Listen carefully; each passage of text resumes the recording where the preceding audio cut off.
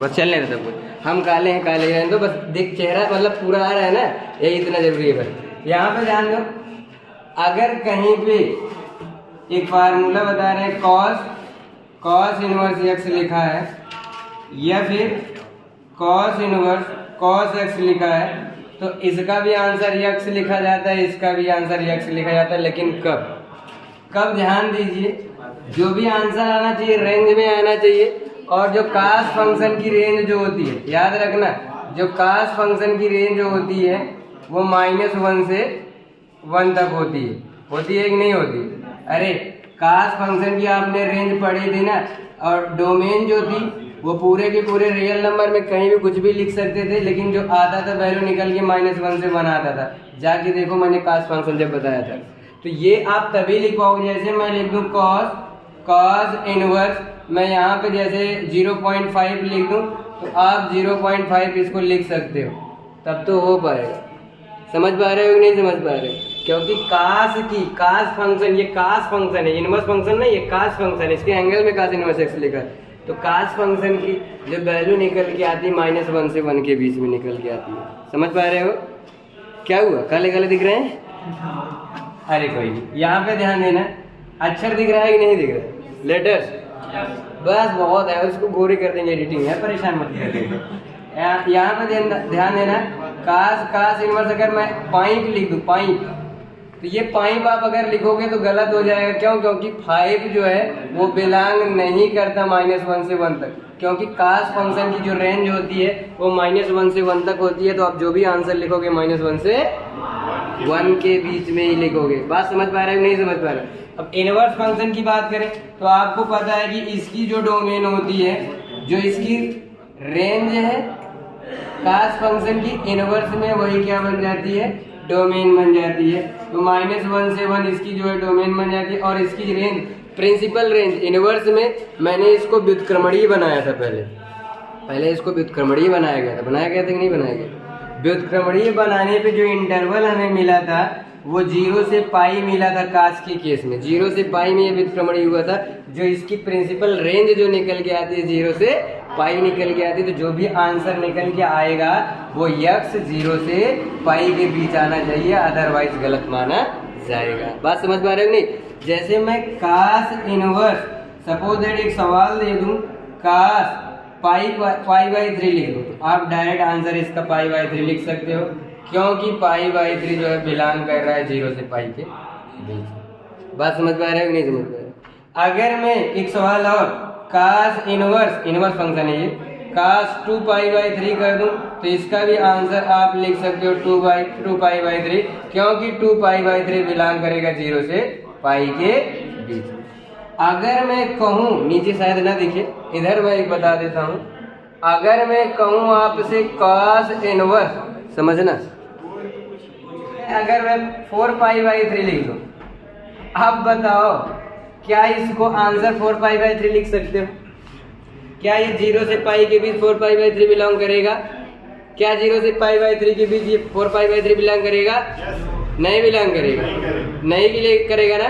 तो ऐसी सिचुएशन में हम क्या करेंगे, जब ये बिलोंग नहीं करेगा तो इसको बदलेंगे, इस एंगल को हमें क्या करना पड़ेगा, चेंज करना पड़ेगा, और चेंज करके इस इंटरवल में लाना पड़ेगा। तो मैं आपको बता दूं, कास इनवर्स, इस कास को, एंगल की बात कर रहा हूँ मैं, यहाँ पे देखो पाई+पाई/3 लिख सकते हो, पाई+पाई/3 लिख सकते हो, 3पाई+पाई 4पाई/3 आएगा। और कास 180 + थीटा माइनस कास थीटा होता है ना, कास इनवर्स ये माइनस में कास पाई/3। अब इसको भी चेंज करना है, क्योंकि कास इनवर्स कास एक्स का हम एक्स लिख सकते हैं, कास इनवर्स माइनस कास एक्स का एक्स नहीं लिख सकते, ये माइनस को हटाना पड़ेगा। फिर आप सोचोगे कास माइनस होता कहाँ पे है, तो यहाँ पे समझिए ये चीज आ रही है, अंदर में है डायरेक्ट, ये चीज दायरे में नहीं सही है। इसमें क्या है कि सच में बहुत ज़्यादा डाउन हो गया है, और चलो अभी ठीक है। ये इसमें एक्सप्लोजर डाउन के टाइमर ओमर नहीं कुछ है जो गड़बड़ है, जो हम समझ नहीं पा रहे हैं। कोई बात नहीं, और होना नहीं चाहिए। तो वैसे यहाँ पे ध्यान देना, -पाई/3, फिर आपको सोचना पड़ेगा कि कास निगेटिव कहाँ कहाँ होता है। ये चीज़ें आपको समझनी पड़ेंगी कि एक्चुअल में काश नेगेटिव कहाँ कहाँ होता है। तो आपको मैं एक फार्मूला बता दे रहा हूँ, ये मेरा नाम बिल्कुल भी नहीं है, आशीष सर ट्रांसपोर्ट कंपनी। इसका मतलब होता है कि यहाँ पे ऑल पॉजिटिव होते हैं, जितना भी टेक्नोमेट्रिक रेशियो यानी sine cos tan cot sec cosec सारे के सारे, यहाँ पे केवल साइन और कॉसेक पॉजिटिव होते हैं। समझ पा रहे हो कि नहीं?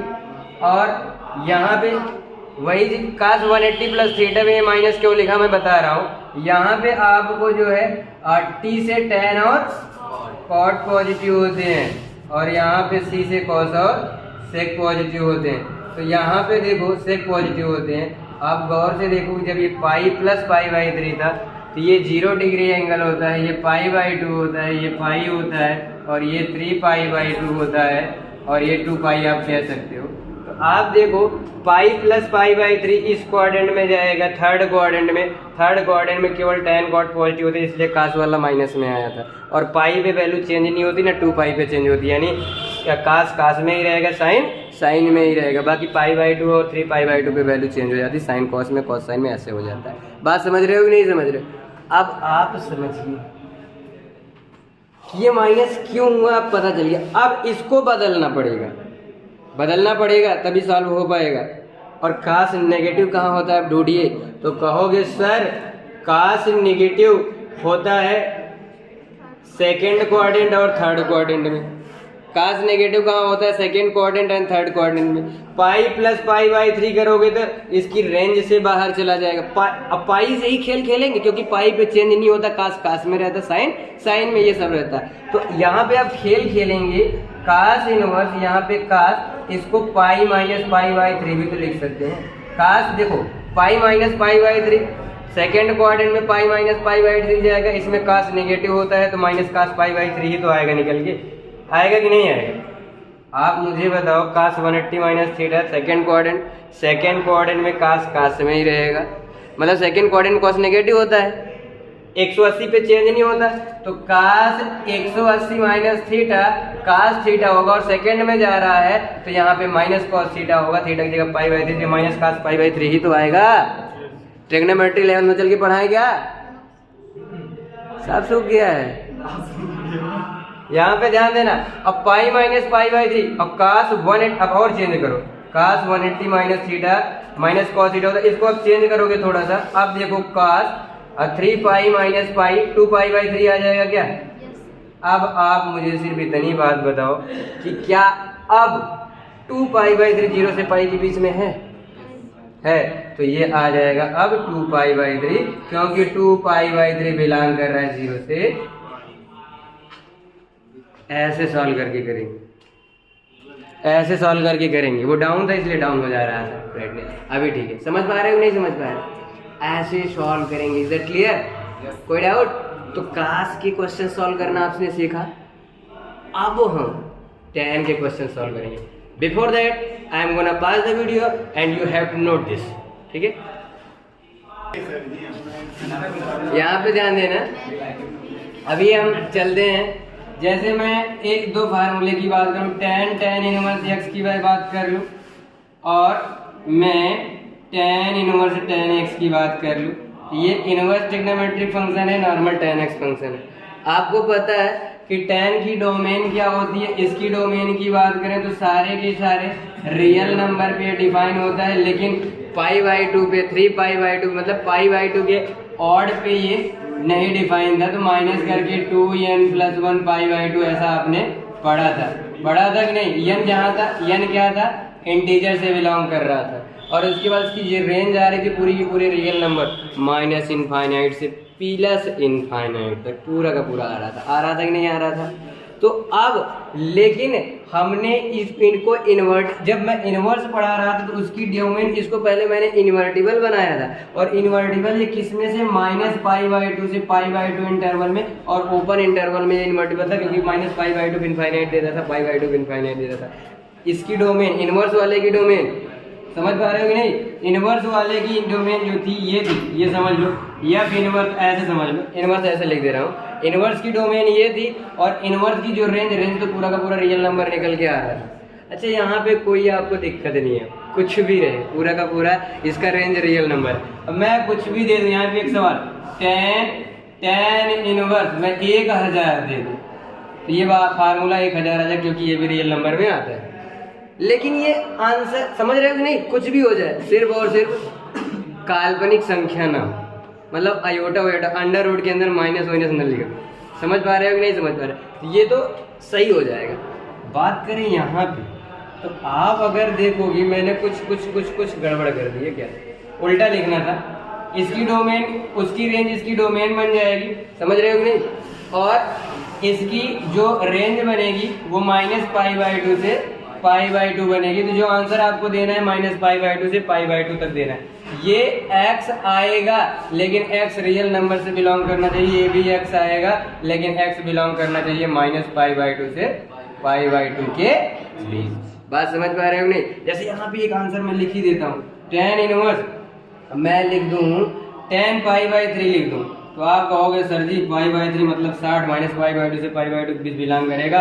डायरेक्टली आप π/3 लिख लीजिए, क्योंकि π/3 बिलोंग कर रहा है -π/2 से π/2 तो ले और सही हो गया, कोई दिक्कत नहीं। लेकिन मैं एक सवाल ऐसा करूं कि tan इनवर्स ये π/2 90 है, 2π/3 लिख लूं, tan 2π/3 लिख लूं, 2π/3 मतलब ये 120 120 आ जाएगा।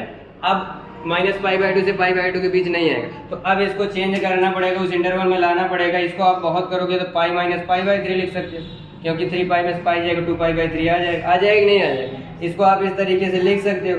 फिर आप क्या करोगे, फिर कहोगे सर tan 180 माइनस, देखो ऐसा कर सकते हो, tan 180 माइनस थीटा, और tan 180 माइनस थीटा आपको पता है सेकंड क्वाड्रेंट में फिर से जाएगा। मैंने बताया था आशीष से ट्रांसपोर्ट कंपनी, सेकंड में tan कॉट नेगेटिव होता है, यहाँ केवल साइन कॉसेक पॉजिटिव होता है, ये नेगेटिव होगा, यानी इसमें आ जाएगा -tan π/3 आ जाएगा कि नहीं आ जाएगा? अच्छा, क्या -tan थीटा को tan -थीटा लिखा जा सकता है? पढ़े हो, बचपन में कक्षा तीसरी में पढ़े थे ना, इसको tan -π/3 लिख सकते हैं कि नहीं लिख सकते? ये चीज दिख रहा है, ये चीज। अब सोचो, सुनो, आप क्या -π/3 ये चीज नहीं दिख रही है भाई? तो इस चीज को ऐसा लिख सकते हैं tan इनवर्स tan -π/3। अब आप मुझे बताओ कि क्या -π/3 -π/2 से π/2 के बीच में है? तो आप कहोगे है सर, π/3 होता है 60 -60 है, ये -90 से +90 तक था, बीच में आ जाएगा, यानी फाइनल आंसर आप -π/3 लिख सकते। बात समझ पा रहे हो कैसे चेंज करना है? सारा का सारा एक्सरसाइज में सवाल मिलेंगे। एक्सरसाइज खत्म है आपकी, भरोसा रखिए, खत्म है एक्सरसाइज। आप समझ पा रहे हो नहीं समझ पा रहे हो? आप चले इसको नोट करना, नोट करो, फिर कोर्ट में चलेंगे, नोट करो।